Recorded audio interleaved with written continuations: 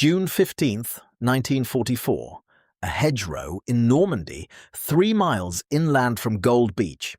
Private James Mitchell of the 50th Infantry Division presses himself against the earthen bank as German machine gun fire rips through the leaves above his head. The MG-42's distinctive tearing sound, 1,200 rounds per minute, a rate so rapid it sounds like ripping canvas rather than individual shots, sends fragments of branch and leaf cascading down onto his helmet. The bocage country is a nightmare. Every field a fortress, every lane a killing ground, every hedgerow a potential grave. His platoon is pinned down, 9 men pressed into a ditch that offers concealment, but precious little cover from the sustained fire. The stone farmhouse, 200 yards ahead, bristles with enemy fire from at least 2 positions. The nearest artillery support is engaged 3 miles south, hammering German armor near Tilly-sur-Seuse. The 2-inch mortar team took casualties crossing the last field. 1 dead, 1 wounded, the mortar tube itself abandoned in the open ground where no one can reach it without drawing fire. Mitchell's section commander is shouting something, but the words are lost in the noise. The decision is Mitchell's alone. He reaches for the bulbous attachment clipped to his webbing, a steel cup that weighs just under a pound and represents years of engineering refinement. His hands move with practiced efficiency born of countless training repetitions at Aldershot and later at the assault course near Portsmouth. The cup fits over the muzzle of his Lee Enfield with a quarter-turn clockwise, locking bayonet-style lugs into corresponding grooves. From his ammunition pouch, he withdraws one of the finned projectiles, checking by touch that the safety pin is still in place. The grenade slides down the barrel until it seats in the cup with a metallic click. He angles the rifle at precisely 45 degrees, the training instructor's voice echoing in memory. 45 degrees for maximum range, 30 degrees for shorter distances, always brace the butt against the ground or you'll break your shoulder. And fires. The recoil is substantial but manageable, nothing like the bone-jarring kick of firing a standard round with the cup attached, something every recruit learns exactly once before never repeating the mistake. The grenade arcs across the Norman sky, its tail fins stabilizing the trajectory, a thin trail of smoke marking its path. Mitchell counts 1,000, 2,000, 3,000 and drops flat as the farmhouse window erupts in dust, shattered stone, and a bright orange flash. The machine gun falls silent. In the sudden comparative quiet, he can hear his own breathing, harsh and rapid, and the distant sound of another section advancing through the orchard to the east. What just happened was a revolution in infantry firepower that had taken British ordnance engineers nearly 3 decades to perfect. A weapon that transformed every rifleman into his own miniature artillery battery, capable of striking targets beyond grenade range without the complications of mortars or the delays of artillery support. The problem confronting military planners in the wake of the First World War was brutally simple. Yet solving it had proven maddeningly complex. Infantry needed to kill enemies they could not see, behind cover they could not assault, at ranges their rifles could not reach. The trenches had demonstrated this with industrial efficiency across 4 years of slaughter. A soldier with a rifle, even a skilled marksman with a scoped weapon, could engage targets out to perhaps 300 yards with any meaningful accuracy. Beyond that distance, bullet drop and wind drift made hitting man-sized targets largely a matter of chance. A hand grenade, hurled with all the strength and technique a trained soldier could muster, might travel 30 yards before detonating, perhaps 40 if thrown downhill with a favorable wind. An exceptionally strong man with perfect form might reach 50 yards, but such throws were rare and unreliable. Between these two ranges lay a gap, a lethal no man's land of 70 to 270 yards, where the enemy could fortify positions, sight machine guns in defilade, establish observation posts, and slaughter attackers with methodical impunity. The Lewis gun provided suppressive fire and could certainly kill at these ranges, but it could not destroy hardened positions. Bullets might penetrate wooden structures or wound exposed personnel, but against stone walls, earthen parapets, or concrete emplacements, machine gun fire achieved little beyond consuming ammunition.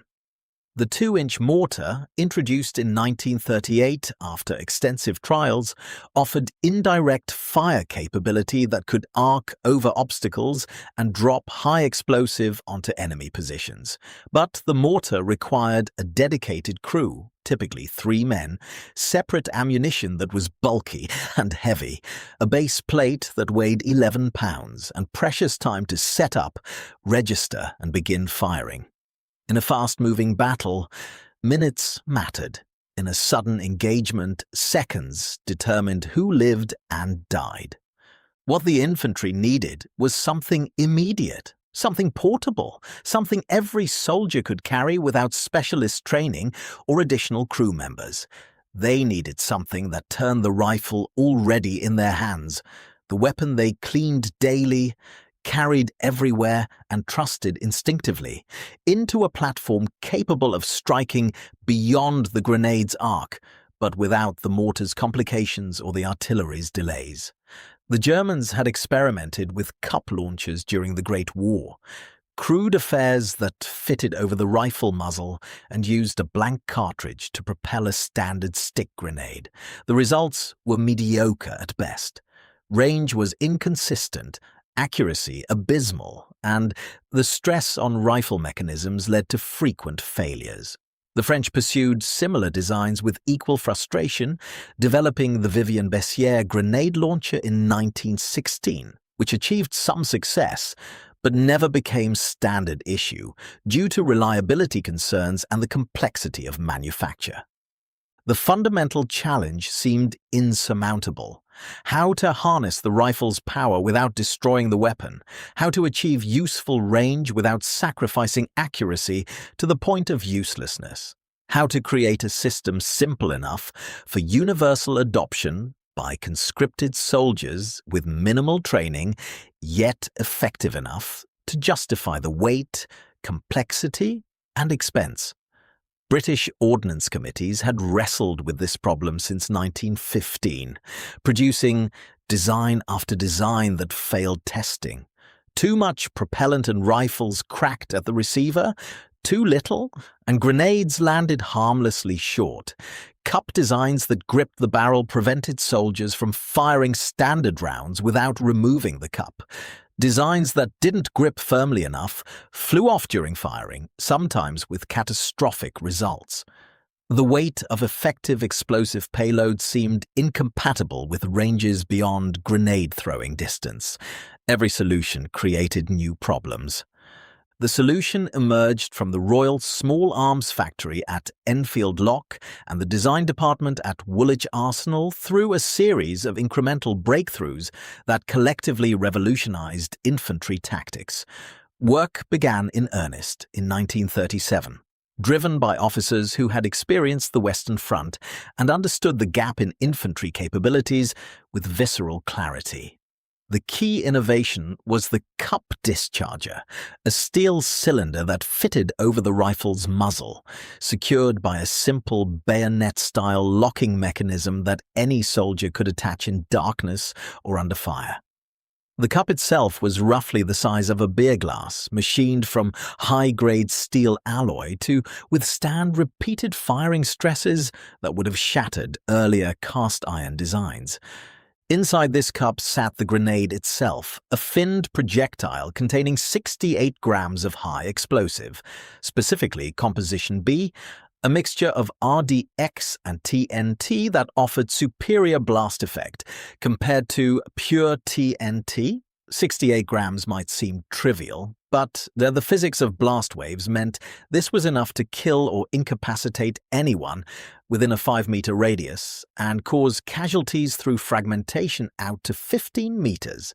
The grenade body was stamped from mild steel sheet, drawn into shape by hydraulic presses at Birmingham, then heat-treated for effective fragmentation. The genius lay in the propulsion system. Rather than using a blank cartridge, which provided inconsistent pressure, the British developed a specialized ballistite cartridge that generated precisely calibrated pressure curves. The cartridge produced approximately 2,200 pounds per square inch at peak pressure, roughly one-third the pressure of a standard point .303 round. This adjustment required years of testing at the proof and experimental establishment at Pendine in Wales, where engineers fired thousands of test rounds whilst measuring barrel stress with strain gauges. The rifle grenade weighed 425 grams when fully assembled, compared to the standard Mills bomb's 765 grams, making it significantly easier to carry in quantity. A soldier could comfortably manage 6 rifle grenades in addition to his normal ammunition load, whereas carrying 6 Mills bombs represented a substantial burden. The fins, stamped from sheet steel and spot-welded to the grenade body at precise angles, stabilized flight and ensured the weapons struck nose first, maximizing detonation efficiency. Manufacturing took place primarily at Enfield and at contracted facilities in Birmingham, Manchester, and later at shadow factories in Scotland. Production ramped up dramatically after Dunkirk, with output reaching approximately 150,000 grenades per month by September 1940 and peak production exceeding 400,000 per month in 1944. Estimates suggest somewhere between 15 and 20 million rifle grenades were manufactured between 1940 and 1945, though exact figures remain classified. Each grenade cost approximately 1 shilling and 4p to produce, expensive compared to a standard .303 round, but trivial compared to a mortar shell.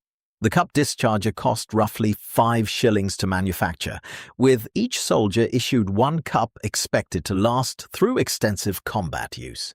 The weapon saw its first significant operational deployment during the North African campaign, where the open terrain initially suggested it would have limited utility. British soldiers soon discovered otherwise. At El Alamein in October 1942, infantry sections of the 51st Highland Division used rifle grenades to suppress German machine gun positions during the initial barrage that preceded the main assault. The technique was simple but effective. Whilst artillery pounded rear areas, infantry sections advanced to within 150 yards of German positions under cover of darkness, then unleashed concentrated rifle grenade fire in the moments before the artillery lifted. The psychological impact proved as valuable as the material effect. German after-action reports, captured documents now housed in the National Archives, noted the unsettling nature of the weapon. Rifle fire that suddenly transformed into explosive projectiles arriving from unexpected angles created confusion and suppressed counterfire in ways that conventional grenades, with their limited range and predictable arcs, could not achieve. In Italy, the mountainous terrain turned rifle grenades from useful equipment into essential tools of survival. At Monte Cassino, during the brutal battles of early 1944, where every ridge and stone building became a fortified position defended with fanatical determination, rifle grenades allowed British and Commonwealth forces to engage defensive positions without exposing themselves to the withering direct fire that characterized mountain warfare. The weapon's maximum effective range of approximately 175 yards meant that soldiers could strike targets from behind cover, launch the grenade, and immediately take cover again before retaliatory mortar or artillery fire arrived. A corporal from the 2nd New Zealand Division described the technique in a letter home, now preserved in the Alexander Turnbull Library. We'd spot a jerry position, work our way to within range under cover, then 4 or 5 of us would fire grenades simultaneously. By the time their mortars responded, we were gone, moving to a new position 50 yards away. Records from the Italian campaign are fragmentary. The chaos of mountain warfare, the constant movement, and the desperate nature of the fighting left little time for detailed documentation. But after-action reports from battalion and brigade level consistently mention rifle grenade use as a determining factor in reducing German strongpoints. In Normandy, where the opening vignette takes place, rifle grenades became standard doctrine for dealing with the bocage fighting. Training circulars from 21st Army Group, issued in May 1944, specified that each infantry section should carry a minimum of 12 rifle grenades distributed amongst the men, with grenade launches coordinated with small arms fire to achieve maximum suppressive effect. The technique proved its worth across thousands of small engagements where platoons and companies fought isolated actions without artillery support or armored assistance. If you are finding this interesting, a quick subscribe helps more than you know. The comparative analysis reveals why the British rifle grenade represented such a significant advance over both German and American equivalents. The Wehrmacht relied primarily on the Schießbecher, literally shooting cup, a cup-type launcher that required removing the rifle's standard barrel and replacing it with a specialized launcher tube. This process took 2 to 3 minutes for a trained soldier, longer under combat stress. More critically, it rendered the rifle useless as a conventional weapon until the launcher was removed and the standard barrel reinstalled. German soldiers had to choose between rifle capabilities and grenade launching capabilities. They could not have both simultaneously. The Schießbecher achieved marginally better range, approximately 200 yards compared to the British weapon's 175. But this advantage was negated by the system's fundamental inflexibility. German tactical doctrine attempted to work around this by designating specific soldiers as grenade launchers within each section. But this created predictable patterns. If the grenade launcher was killed or wounded, the entire section lost its indirect fire capability. British sections maintained grenade capability across all riflemen, providing redundancy and tactical flexibility. American forces initially relied on the M1 rifle grenade and M7 grenade launcher, which used a similar cup discharger design but suffered from reliability issues related to the Garand's semi-automatic action. The M1 Garand's gas operation created pressure inconsistencies that affected grenade trajectory. American ordnance officers at Aberdeen Proving Ground struggled throughout 1942 and 1943 to develop a propellant cartridge that worked reliably across different environmental conditions. British soldiers using the manually operated Lee Enfield reported greater confidence in their weapons' consistency, particularly in North African heat and Northern European cold. The numbers tell the story. British rifle grenade accuracy at 100 yards was approximately 15 meters dispersion. 50% of grenades landed within 15 meters of the aim point. The German Schießbecher achieved similar accuracy, but with operational penalties. The American M1 grenade launcher initially showed dispersion patterns nearly twice as wide, though later refinements improved performance. Both American and Soviet forces examined captured British rifle grenades with considerable interest. Post-war small arms development across NATO forces reflected British design principles. Simple cup launchers, dedicated propellant cartridges, fin-stabilized grenades, rather than German complexity or early American compromises. The actual historical impact of the rifle grenade resists simple quantification. No historian can point to a specific battle and declare the rifle grenade won this engagement. But several things can be stated with confidence based on archival evidence and comparative analysis. First, it fundamentally altered infantry tactical doctrine in ways that persisted long after the weapon itself became obsolete. Pre-war training emphasized fire and movement with distinct, rigid roles. Riflemen provided covering fire, whilst specialists, grenadiers with Mills bombs, closed with the enemy to assault positions. The rifle grenade collapsed this distinction entirely.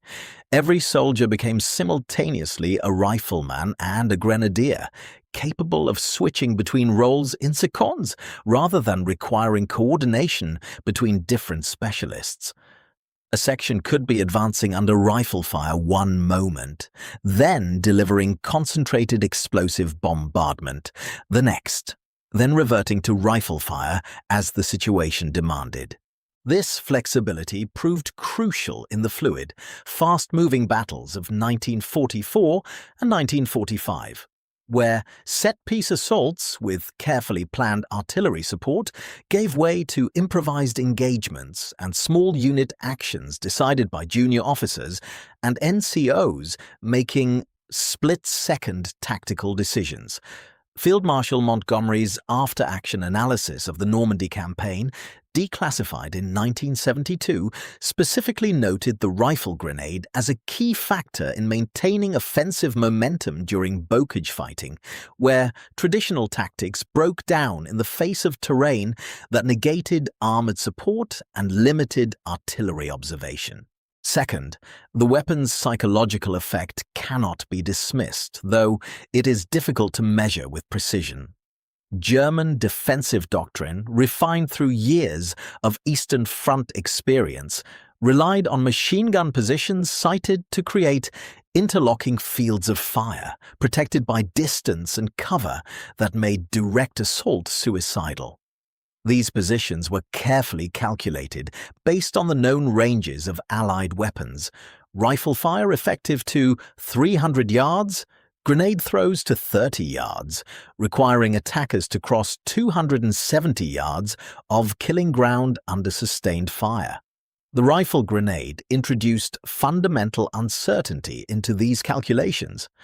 A position that seemed safe from rifle fire and hand grenades suddenly became vulnerable to explosive attack from unexpected angles and distances. This forced German commanders to disperse their forces more widely and deepen their defensive positions, reducing the concentration of fire they could bring to bear on any single avenue of approach. The cumulative effect was to make defensive positions less effective per soldier deployed, requiring more men to defend the same frontage. Third, and perhaps most significantly for military history, the rifle grenade influenced post-war small arms development in profound and lasting ways. The concept of individual soldiers carrying multi-role weapons, capable of direct fire, indirect fire, and potentially anti-armor capabilities, became standard doctrine across Western militaries. Modern rifle grenades, disposable rocket launchers like the M72 Law, and underbarrel grenade launchers like the M203 and its successors all descend directly from the principles established by British ordnance engineers in the 1930s and refined through wartime experience. The idea that every infantryman should possess organic firepower beyond his rifle without requiring additional crew members or specialist training became foundational to infantry tactics. Whether this innovation shortened the war by days, weeks, or months remains impossible to determine with any confidence. Wars are not won by individual weapons, but by industrial capacity, strategic vision, and the courage of soldiers. What can be said with certainty is that the rifle grenade provided British and Commonwealth infantry with a capability that enemy forces struggled to counter effectively, and that Allied forces rushed to emulate once they witnessed its battlefield effectiveness. In the brutal arithmetic of infantry combat, where every tactical advantage measured in yards gained and lives preserved could accumulate over thousands of engagements, the rifle grenade represented a meaningful edge, quantifiable, documented and acknowledged by both sides. Return to that hedgerow in Normandy, that specific moment on the 15th of June 1944, 3 miles inland from Gold Beach. Private Mitchell's rifle grenade has done precisely what it was designed to do, silenced a machine gun position that might have held his platoon pinned for hours, inflicted casualties on enemy soldiers who believed themselves safe behind stone walls 200 yards distant, and done so without requiring radio communication with artillery, coordination with mortar teams, or specialist support from attached units. The entire engagement, from decision to execution to effect, consumed perhaps 15 seconds. He detaches the cup discharger with a counterclockwise quarter turn, clips it back to his webbing where it will remain ready for the next engagement, chambers a standard point .303 round with the smooth bolt action that British soldiers could perform in their sleep, and prepares to advance across the field, his section just won. The revolution was not in the explosive itself. 68 grams of composition B was utterly trivial compared to an artillery shell's devastating power. The revolution was in who controlled that explosive and how quickly they could deliver it. British ordnance engineers had taken the infantryman's primary weapon, the rifle that accompanied him everywhere, that he cleaned and maintained with religious dedication, that he trusted with his life, and transformed it into something more versatile without making it less reliable. They had solved the unsolvable problem, creating a weapon that extended individual firepower without requiring individual soldiers to become specialists, without adding crushing weight to already overburdened men, without introducing complexity that would fail under combat conditions. Every man a rifleman. Every rifleman carrying the capability of a miniature artillery battery. The rifle grenade did not win the Second World War. That victory required industrial might, strategic bombing, naval supremacy, Soviet sacrifice, American materiel, and the courage of millions across 6 years of global conflict. But it gave the infantry who bore the brunt of close combat an edge, a crucial, quantifiable edge, when edges were measured in yards gained across Norman fields, lives preserved in Italian mountains, and positions taken in the final drives across Germany. In the museums at the Imperial War Museum in London and the Royal Armouries in Leeds, you can see examples today. Unassuming cylinders of steel with stamped fins, simple cup dischargers that locked onto rifle muzzles with a quarter turn, specialized cartridges preserved in clips of 5. They look primitive now, almost crude, relics of an industrial age when solutions involved steel and springs and careful calibration rather than electronics and guidance systems, but in their simplicity lay their genius. They worked reliably across deserts and mountains, in summer heat and winter cold, in trained hands and in the grip of conscripts with minimal instruction. They worked in Normandy and Italy, in North Africa and Northwest Europe, in British hands and Commonwealth hands, and eventually in the hands of resistance fighters across occupied Europe. And that, ultimately, was the only measure that mattered when young men crouched behind hedgerows in Normandy and aimed their rifles at the sky. The rifle grenade was not elegant, it was not sophisticated, it represented no breakthrough in fundamental physics. It was simply a very good solution to a very real problem, engineered with care and manufactured with precision and deployed with practical wisdom. The story of the British rifle grenade is the story of military engineering at its finest, not romantic genius, but methodical collaboration of designers, Testers, manufacturers, and soldiers, each contributing expertise to create something genuinely useful. That usefulness, measured in enemy positions silenced and friendly lives preserved, remains its lasting legacy.